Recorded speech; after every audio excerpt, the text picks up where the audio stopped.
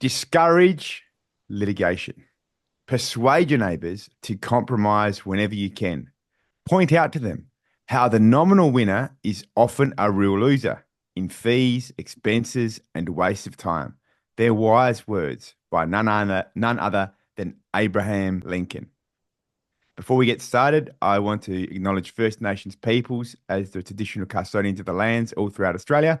We pay our respects to our elders, past, present, and emerging, and to our next generation of leaders in pursuit of the brighter future. I'm absolutely pumped up for this episode of Rolling Through Negotiations. Our guest today is someone that we actually shared offices quite a few years ago. Someone who is a little bit younger than me, a few years younger, but I saw him and I thought, you know what, this young gun is going to become an absolute superstar in the legal arena. And that prediction was right.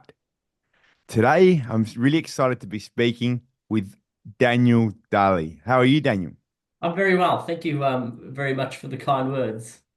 Yeah, it's true when I say that when we were sharing offices back in William Street, I thought you were going to be an absolute young gun, and you've made that prediction come true. I think that your tenacity, your astuteness, your ability to think ahead, and willingness to work hard are things that I definitely saw in you from a very very young place in your own career. Well, it And was. I was very young. It was a long time ago. And I need to sit down and discuss with you anything else that you think in the future might come to fruition because I think you did very well if that's what you thought of me at the time. yeah, awesome, Daniel. And the other reason why I'm pumped up is because it's a great opportunity to connect with you because you're a really good person.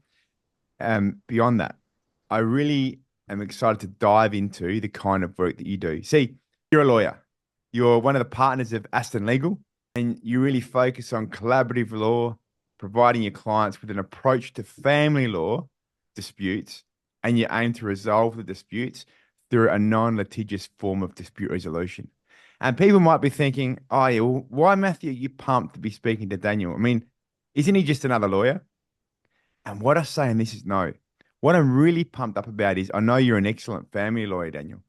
And to be honest, family law is an area that I never really wanted to get into. I have had one or two experiences on family law matters many, many years ago.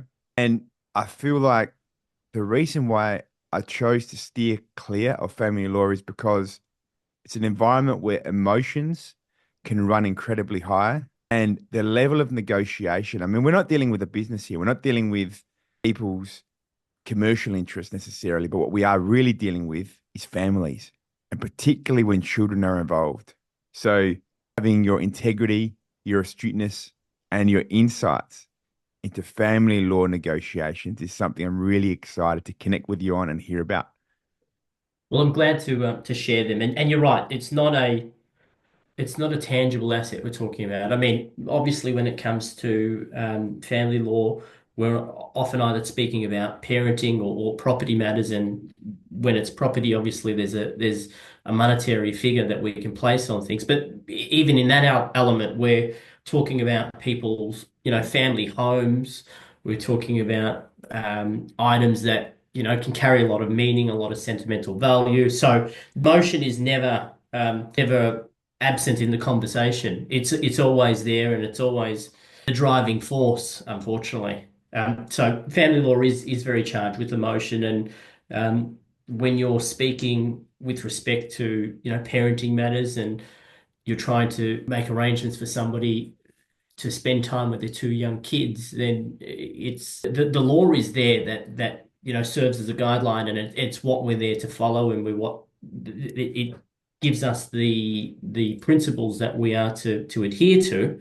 Mm. Um, but there are these two young little people that we've got to think about, and a person's relationship. And you can write all the law you want, but trying to understand a person's relationship with their child is just not something you can quite quantify. Yeah, and I also think that it's amazing to be able to connect with you here because our listeners have the opportunity of gaining so much both in the inside of what it's like in the mind, in the spirit, in the work life of a family lawyer. of a gun family lawyer.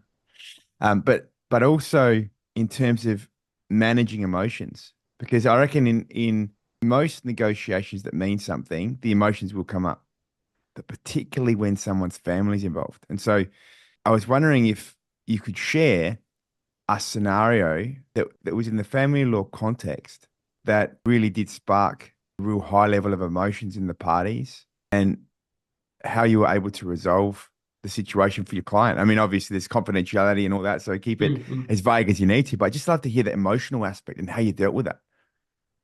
Well, it pops up all the time, and the stakes can be high or low. An example from more recently is a client of mine had filed proceedings with respect to parenting because we had done our best to try to negotiate, and we hadn't quite got there, and there was a lot of resistance from the other side. And we were before the court at a first return, and we were very limited in the options that we could put forth because at a first return of a court hearing, it's mainly procedural in nature. Yeah. Before a registrar, and they can make orders by consent, but they don't have the authority or time to listen to arguments. So you're then in a very, if you are the parent that is seeking time, you're in a very difficult position with respect to negotiation. Effectively, the other party can say, take it or leave it. Mm. So we spent a long time that day negotiating for some parenting arrangements and what that looked like over the Christmas break. It was important for my client to obviously spend as much time with his kids as possible. There was also the legal scenario in the background, and when we got a an offer from the other side that allowed us to spend a couple consecutive nights with the children, and it may not have been as much as he was hoping for in terms of frequency. We had to sit down and assess and put our emotions aside to assess what was going to help further our case, what was going to get us to a resolution as quickly as possible, and to get those consecutive nights and establish that he had a good relationship with his kids, that he wasn't a risk, and that he had capacity, was going to advance his case much quicker than if we got little drips and drabs of time more frequently. Mm. So that was one instance very recently where the client had to, through my advice, put emotions aside to accept the arrangement that was going to propel his case forward and ultimately get him out of court sooner. Um, a more kind of high stakes example that I've dealt with recently is where I've got, unfortunately, the emotion or my examples of emotion really driving the situation tend to be matters that are in court. Yes. Because the ones with emotion that is controllable, we can keep it out of court. But in this instance, my client was having a lot of difficulty in establishing time with the children. And the only way that he was going to be able to really make ground on that front is to proceed forward and make some decisions with respect to a final hearing as to what he would seek and how he would run his case. They were strategic and legal decisions, I would say, Yeah. and he had to kind of park his emotions to the side because the whole matter of affairs is quite overwhelming if you take a step back and look at it. So we kind of sat down and looked at what was important. And eventually we got the outcome that was desired. He got a substantial amount of time with the children, but that wasn't without him taking a moment to put his own emotions aside and listen to the advice that he was getting so that we could achieve a legal outcome that was going to then translate to a practical outcome. And often when I'm acting for the clients, I'm thinking about what's the practical outcome. I can get certain things printed on a piece of paper and stamped by the court, but unless there is the practical element of that working, um, all those efforts can be in vain. Yeah, and I really appreciate, Daniel, how you speak about putting the emotions aside, and you've given a really logical answer into the process of how to handle the emotions, including in a high stakes situation. Do you feel like you really can put the emotions aside, even as a lawyer? And even imagine if you're a judge in a case, do you feel like putting the emotions aside is something that's really possible, or is it something that we just try to do in the process? I don't know that it's possible to completely take the emotions out. I think they're always there, and at times where I'm in court on my feet and I don't quite get the response from the magistrate or the judge that I'm hoping for, I myself get pretty fired up. Um, it's it's a good question you asked me because, as you know, I have a young little boy now. Yeah. Who's 1.5 years old. Yep. And if you ask me this, or my perspective of that question a year and a half ago to now is very different in family. Yeah. Yeah. A year and a half ago, I could be very focused on the legal outcome and I could really separate out emotion from my matter a lot better than I do now. Since having my own child and seeing him grow up, it's sometimes very hard to sit in court and listen to what's going on without becoming more emotionally invested myself. As I sit there and I consider my own family and um, what some of the things I'm hearing, what impact that would have on my own family, it becomes very hard for me to separate emotion from my matters. Mm. So for a client, I imagine it's almost impossible. Yes. And I think that in my experience, it's kind of like what you're saying as well, Daniel, which is when you're working with a client who you really care about on a matter and an interest that means something to you, it becomes more challenging to be able to put the emotions aside. And so I do a lot of work with Aboriginal community members, with Aboriginal businesses, and sometimes there can be issues like racism that comes up, or there can be some issues like black cladding that comes up, and something that I passionately believe in can be at the heart of the legal dispute. And just like you've been explaining, the emotions come up, and I feel like the challenge is doing the best we possibly can in being that expert advisor, in being the person who can really advise clients. And I feel like sometimes helping clients deal with their own emotions is providing the space for the emotions to be put aside as we logically think through in terms of them being able to resolve and achieve the outcome. So it's interesting hearing your insights. And something that I've also seen, Daniel, is some family lawyers dealing with the emotions that come up in the family context in one of two ways. One way you can see family lawyers who they try to ignore the emotional context and look at family law as solely business. And I feel like for those kinds of lawyers, it's their way of trying to disengage from the human experience in the family law process. And then the other kind of family lawyers I see are those who take on the emotions of their client as being their very own and become way too emotionally invested in the process. And then they too can then end up with some real emotional and mental health problems. I was wondering if you've seen those kinds of scenarios and how to then best be level headed through the family law process. Well, I'll ask you a question in response. What's worse than trying to negotiate with one emotional person? Yeah, great question. It's having two highly emotional people, right? Trying to negotiate with two emotional people. So, I mean, there are times where I come across a file and the lawyer on the other side is probably a little bit too emotionally invested in it. Yeah. Not that it takes any great genius to pick it up, but I tend to notice it straight away, and I'll always tell my client, look, I think the lawyer in this is maybe a little bit invested in it, and so we've got effectively two people that we need to persuade to a higher degree. Um, when that happens, I think it's very important, and my practice is I really take notice, and I think sometimes you then need to tailor your strategy because otherwise. You can, you'll go and play tennis and put letters back and forth until the end of days, but you're not necessarily going to get the client any closer to a resolution. So sometimes the approach has to change when that is happening, and you have to find a way to take the sting out of it. If that is to, extend the olive branch and say, let's do a mediation. If it's to um, try to address something that's causing the greatest amount of tension.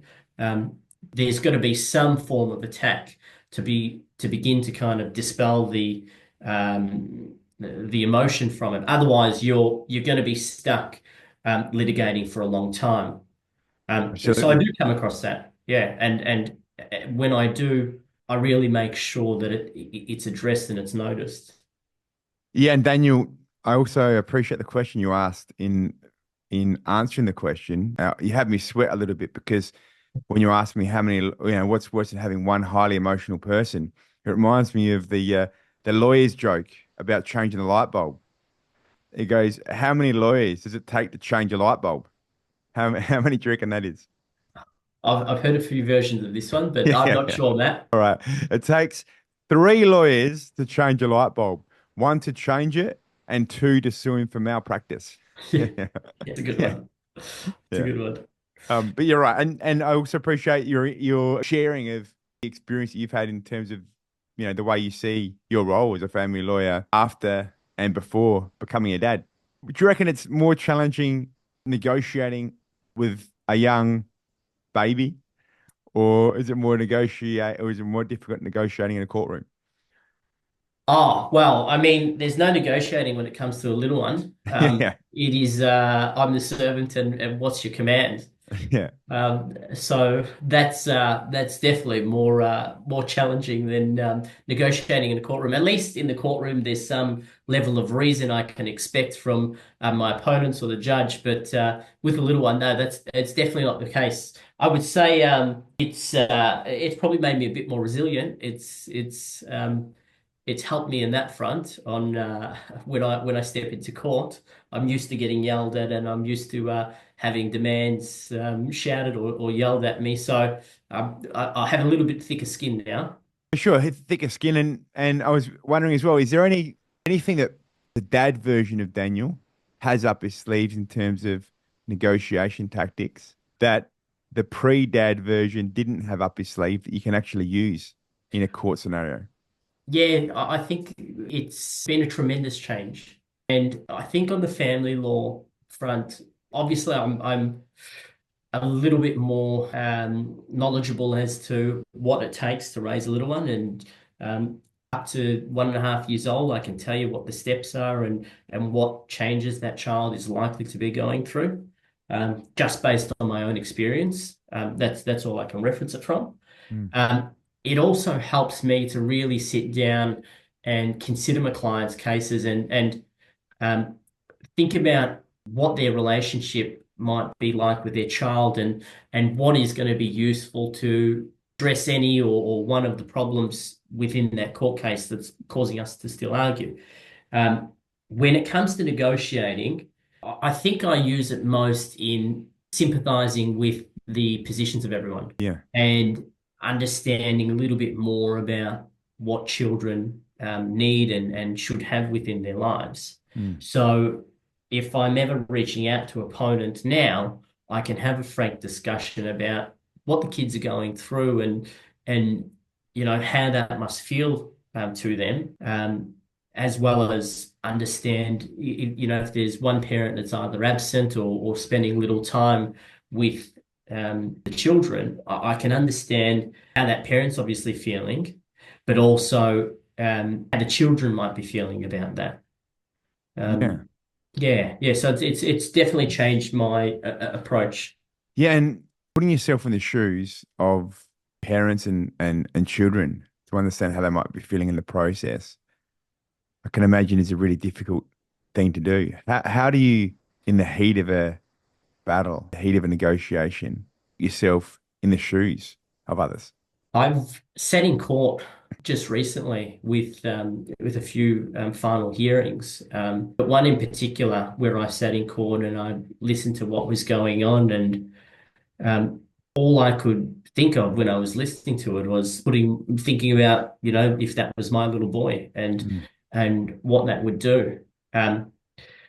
What that would do to him, what that would do to my family unit.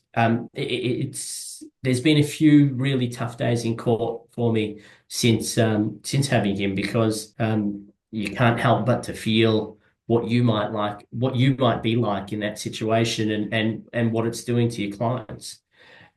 So, on those days, I come home and I rush to him and I go and see him and I spend time with him, and that's the best way that I can, you know, I guess calm myself down, and you really do then appreciate the relationship that you've got with your own family and your own kids. But it does allow me to kind of step into the shoes of my clients and the people that are going through those situations at court. I think I answered your question. No, you did, Daniel, and you gave some really good insight into the way that you go about negotiating challenges in your own workday and how you keep that in perspective through then spending time with your son at the end of the day. And it sounds like you also are quite aware of the need to negotiate with yourself to be at your best, to be able to then represent your clients the best. Yeah, it can be a stressful job that we're in, dealing with law. And these days I speak in the currency is uh, strands of grey hair. So Mm. I've got to make sure that I'm fighting fit, and I'm well, and I'm balanced so that I can represent my clients to the best that I possibly can and help them make good decisions, and stave away the grey hairs. Yeah, but for sure. Okay, staying young in the process and taking care of yourself, Daniel. But I think you look like you've done pretty well so far. I can't see any grey hairs on you through this camera That lens. the camera's not very good high resolution then, because there's plenty. Yeah, yeah. That's pretty smart. Then use the low res camera to look good, right? Yeah, yeah, that's the trick. Yeah. And what about the way that you see the legal system and family law? Because I mentioned earlier that I've had just a bit of experience in two cases in family law, and something that really left a very sour taste in that experience was negotiating in this sort of conciliation conference type environment. I don't know if the family courts are any better now, but then the rooms were quite poor in terms of the facility. Clients who were involved in a process that they really didn't want to be a part of, there was no other option, and feeling quite disempowering in that process because you want to really help your clients, but it's kind of out of your hand. Well, it is out of your hand because once you go through a court process, it's in the hands of that court process, and you are a representative doing your best to assist your clients. Are there Well, any ways, do you think, as a family lawyer, that we can stay positively minded even when we're really feeling for our clients, we're feeling the stresses? Are there any strategies that you use on a daily basis to deal with that kind of challenge?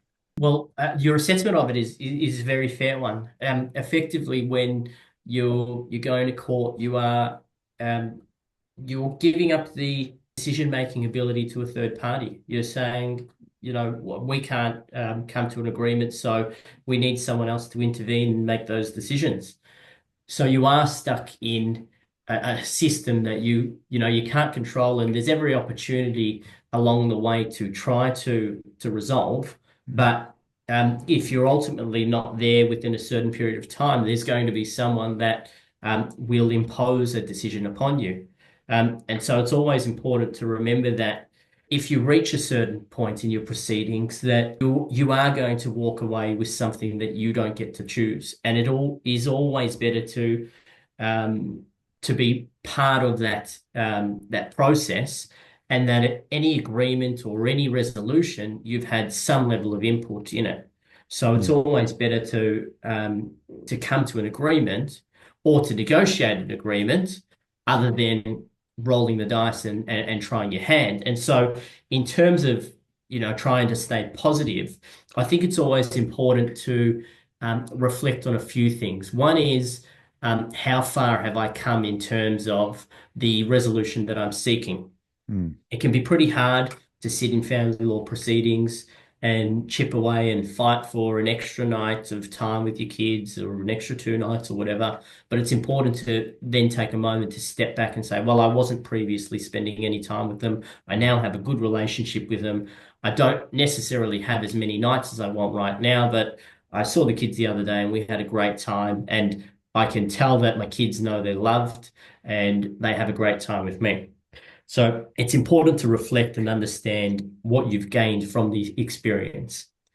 Um, I think next, what's important to do is to um, consider what it is that you're asking for. I mean, quite often it's with respect to parenting, and you're asking to be involved in the lives of your children, and you're wanting to make an impact upon their lives and help them grow up to be good people and well balanced and well rounded people. And so the stakes are very high in terms of what you're trying to achieve. It can be overwhelming that you're stuck in proceedings and there's a lot going on and a lot being said. But if you keep in mind what it is that you're trying to achieve at the end of the day, I think it's vital because Mm. when you lose sight of what it is that you're after and you get stuck in the mudslinging or the monotonous process of it all, and you lose sight, then you very quickly can spiral into a negative thought about it all. Yeah, exactly. And I really like the way you're saying this because they say, how do you eat an elephant? And it's one small bite at a time. And so you might not get all the outcome that you want. You might not get sort of the full set of time to be able to see the kids the way you want to, is, as an example. But I think what you've said in terms of looking at the progress that you've been able to make, no matter how big or how small that progress is, it's still progress.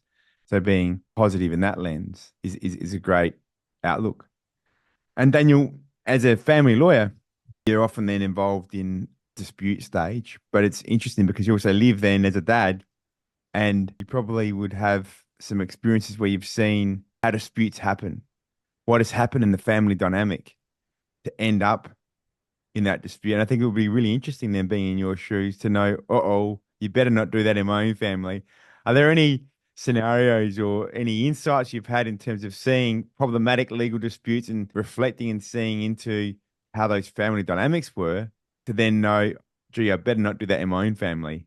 I think you often take home lessons Yeah. in family law, and you often get to live in the lives of other people that um, you wouldn't ordinarily see.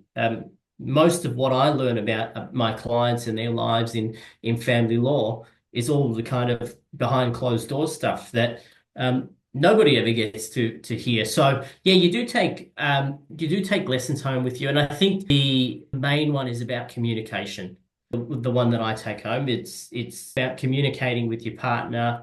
It is to take the time to enable that communication to happen, and to make sure that you're always on the same page. And I'm not, I don't call myself an expert of relationships or anything, but if there's one thing that I've gleaned from my years of family law is that's making sure that you're forever checking in with each other and making sure you're both across everything.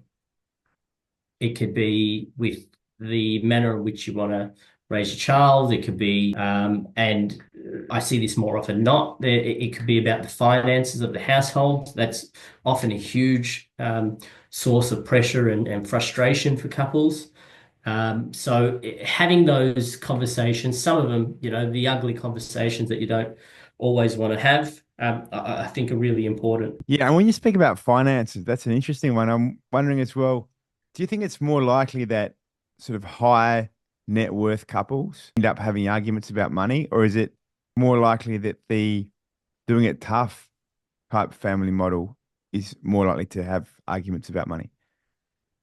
It's across the board, and it's different types of discussions or different arguments, I should say. When it's a lower income earning family, it can be about making sure the finances or the income that comes in can cover all the liabilities, the mortgage, the bills, school fees, and making sure that everyone's doing what they can to contribute or assist in that. Um, I often hear the frustration of clients about, wastage in those circumstances where things are pretty tight. Mm. And then obviously when I think the thing that I see most often with high net um, couples is one couple has, or one of the partners in the relationship has a greater control of the finances, and maybe the other partner doesn't quite have the knowledge or understanding of what's there or what needs to be paid, or there's often just a disconnect Mm. between what the state of affairs are. Yeah. It doesn't necessarily mean that when that partner's going to be informed, they're going to learn of, the massive debt or anything like that. But just being on the same page, I think, is helpful, and it allows a greater understanding between a couple to, I guess, know what's coming in, what's going out. Those kind of ordinary day-to-day type discussions you might ordinarily have. Yeah, and it brings it then back to that communication piece where you said that the communication is so important because I can imagine that there will be some families that have stresses like you might get one person in the relationship who is extremely work orientated, doesn't really have very much time that's being or as much time that's actually being contributed in the family because they're looking after the financial affairs. That level of stress could then cause the breakdown in communication. And so I can really appreciate where you say being on the same page can help families and relationships on that point of money, but in all other areas as well. And then if we go deeper into the idea, the notion, the theme, ethos of communication, are there any ways that you've seen families communicate particularly well or ways that you've seen families communicating particularly poorly that you can share with us? Communicating well, that's a rare occasion in my line of work. Yeah. But I would say where I've seen people communicate really well, and it is something that I look at and I place a lot of weight in, is where people make concessions. Yes. Um, we all make mistakes. We don't always get it right, particularly where I've seen parents arguing with each other, and someone then puts their hand up and says, "Look, I probably need to improve on this. Can I do that, or can you help me do that, or is there a way that I can do that?" That cuts through arguments quicker than anything. That causes emotion to begin to disperse, and it shows incredible insight. And so, I mean, I take that home, and if ever, I'm there's something that I need to correct with my partner, I try and make the concession as early as I can, beg for forgiveness. Hmm. But I think what I've learned from clients, or what I've seen, is that when you put up your hand and you say you made a mistake and you look towards a resolution, um, it's a terrific trait. What I've seen clients, or the examples I've seen of people doing poorly, I think is one thing that probably I see, or what ticks me off a lot, is people getting stuck on the terminology of things. Hmm. So I'm a very big picture person, and I often see clients arguing, um, and what they'll do within those arguments is dissect the language that's being used. Yes. And when they're dissecting the language being used, it causes the conversation to be delayed, it throws the conversation off track, and it misses the point that was trying to be conveyed. Hmm. Um, we don't always string our words together perfectly. But when you get to that kind of micro level of when you put conversations under the microscope like that, sometimes I think that acts to drive people apart very quickly. It creates further conflict because you've turned one argument into multiple now because you've gone off track and you're arguing over why did you use this word or why did you say that, Yes. as opposed to looking at the bigger item. And so when I am helping the clients, I do my best not to get distracted um, by some of the language that's used. And quite often, I think, and sometimes unhelpfully, lawyers will put inflammatory language within certain letters or things that just don't necessarily need it. And I help my clients to try and consider what the bigger picture is and what it is that's trying to be conveyed, because ultimately that's important. A judge, unless you're at a final hearing, isn't going to sit down and read every single letter that's gone back and forth. What they will hear is the trial if you haven't got to a resolution. So that I would say is one of the poor communication traits that I've seen both in clients and lawyers. Yeah, and it's when you as you share this point, Daniel, it brings a nightmare memory back where we were representing two brothers in a partnership dispute. And these brothers had gone about and set up a business and they were best of friends, best of brothers, grew up together closely, and they went about their business in the trades industry. And then one day their relationship broke down and they found themselves in a legal dispute. And tempers were flared through the legal dispute process. It had gone to court. And then there was a compulsory mediation that was held right on the cusp of the Easter long weekend. It was on the Thursday before the Easter Good Friday. The mediation was held, and then we'd effectively resolved 95% of the dispute at about 4 p.m. And then that very same day, we spent from about 4 p.m. to 11 p.m. arguing over who would take ownership of particular screws or screwdrivers, who would own the hammer. And what was really interesting in that process, that I've only actually really had this light bulb go on now in hearing your explanation, Daniel. What's really interesting that I only hear a light bulb and experience a light bulb going after your explanation, Daniel, is that I wonder whether in that instance it wasn't actually the screw or the screwdriver or the hammer, but it was the emotions that were packed beneath each of those items. And I think you're right as well when you speak about being a big picture person, because people don't really want to find themselves overly worried about the smaller items, but they do need to let go of the energetic meaning of what those smaller items represent to move on to a better life and better outcome, don't they? Yeah, that's right. And family law is a little bit different to most areas of law. Yeah. In civil litigation, you win, lose, and your relationship with the other party is effectively over at that point in time. No one, I don't often hear stories about two business partners that went to war in court. They had their outcome, and then the two of them decided to stay in touch Yes. and see each other every week for changeover of children or anything like that. In family law, you are litigating against a person that you may have to see for the next 10 years, you may need to see for the next 18 years. Yes. So there's got to be some consideration about what the end of the road looks like. And you have to keep that in mind. Yeah, that's well said. Daniel, I'm going to ask you a question now that is probably on many people's tips of their tongues.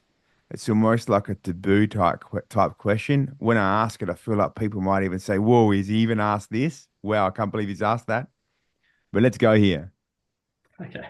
Is it possible that the family law system could be very female centric and advantageous to women and disadvantageous to men? I think it can have a bit of a flavor of that. And it's driven by what's going on in society. Mm. Um, there's every week there's a news story popping up of violence against women, and there's a man responsible for that. There are often the statistics that are told to us about just how the level of violence perpetrated to women by their own partners. Yeah. And so there is an inherent, I guess, level of risk that needs to be assessed. Pair that with the fact that women are often the primary carers of children, and the bond between a child and mum from birth is very strong, and naturally a mother does their best to protect their child and nurture their child, and so that first year is all about the relationship between mum and child. And so I think there can be a somewhat of a influence over decisions and the perception of decisions, because of I guess all the foundations of society and what life in Australia is like. Yeah. So does the legal system in the family law environment need to improve in its understanding of modern families? There's been a lot of change to the family law system as of late, and I think, in my view, it's slowly getting there, Yeah. improving. I think one thing that it finds very hard to do is pick up on parental alienation, Yes. and that's because balanced against the need to protect a child from harm, and up on that list is number one on that list is physical harm and then psychological harm. Um, that's what the court needs to divert its attention to. And so it can be hard, certainly at an interim phase, to detect alienation or to rectify it. And so in those cases that I've been associated with, you can eventually, rectify it and have the court make the right decision, but it's not until further down the road. Yes. And so finding a way to pick up and address those matters earlier, I think, would be an improvement to the system, and something that I see pops up all too often. Yeah. And also with the improvements and the ways that you're already mentioning that um, family law processes need to improve or are slowly improving because great change does take time as well. How up to time is family law court process with, say, same gender relationships? I think across it entirely, yeah. I've got a lot of confidence in the court to, completely accommodate relationships of all sorts. So I don't have any issue to raise on that front at all. I think the court's done a good job in terms of being inclusive and understanding that families look a little bit different these days, or Yeah. that they come in all different, all different forms.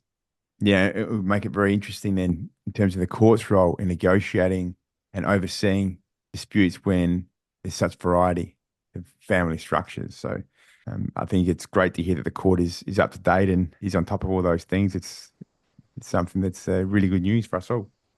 Yeah, and I think the important thing is the structure of what a family looks like can occur in many different forms. And ultimately, the center of the piece is still the same. It's still a Yeah, child or children. So um, as long as the court can ensure that that child or children are being heard, or um, being considered and treated fairly. Regardless of what their family looks like, I think it's done its job in that respect. yeah, beautiful, Daniel. Three takeaways that our listeners can help. Sorry, I said that bit again. Three takeaways that can powerfully help our listeners when you're out there having your own negotiations based on the wisdom of Daniel are these in summary. Number one, in terms of dealing with your emotions in negotiations. So Daniel really well, man, I'll say that bit again. That's right. Number one, Daniel's wisdom in dealing with your emotions in negotiations. Daniel articulated really well the strategy for putting your emotions aside best you can to be able to stay focused and logically minded in the process towards resolving the negotiation, towards resolving a dispute and achieving the outcome. Daniel, also then as number two, he said, in the process of a dispute or in a high stakes negotiation where you can't get absolutely 100% of what you're seeking, what you're working towards, Daniel spoke about looking at even the small wins because small win after small win after small win can lead to bigger, better change. And so not being disheartened, but instead appreciating the small wins that come up along the way. And number three, beautiful piece of advice and wisdom and what you can really focus towards in your own negotiations is the skill set of communication. Because Daniel shared that many legal disputes actually do come up in the family law environment through improper, poor communication habits. So prioritize communications with those people that are on your side, that are part of your tribe. Prioritize proper communications in what you're doing and in what's important to you within your own family and within your own workplace and the community that you live. Because by communicating properly, it can really help you stay on the same page, avoid disputes, and achieve great outcomes together. Daniel, do you have any parting words of wisdom that you'd like to leave us with? Yeah, okay. I think above all is to always take a moment and understand what it is you're trying to achieve and taking the step by step or taking a practical approach to achieving that. And that's what I carry through in terms of my career in law. Yes. It's what I use to help my clients. And it's what helps me, I guess, drive forward with what I'm trying to achieve myself.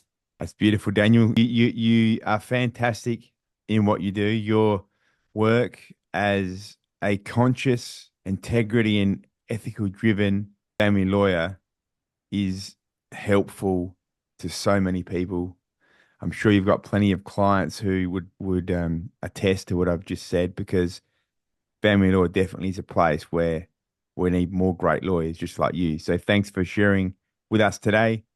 Thanks for being part of rolling through negotiations. Hope everyone's enjoyed this particular episode.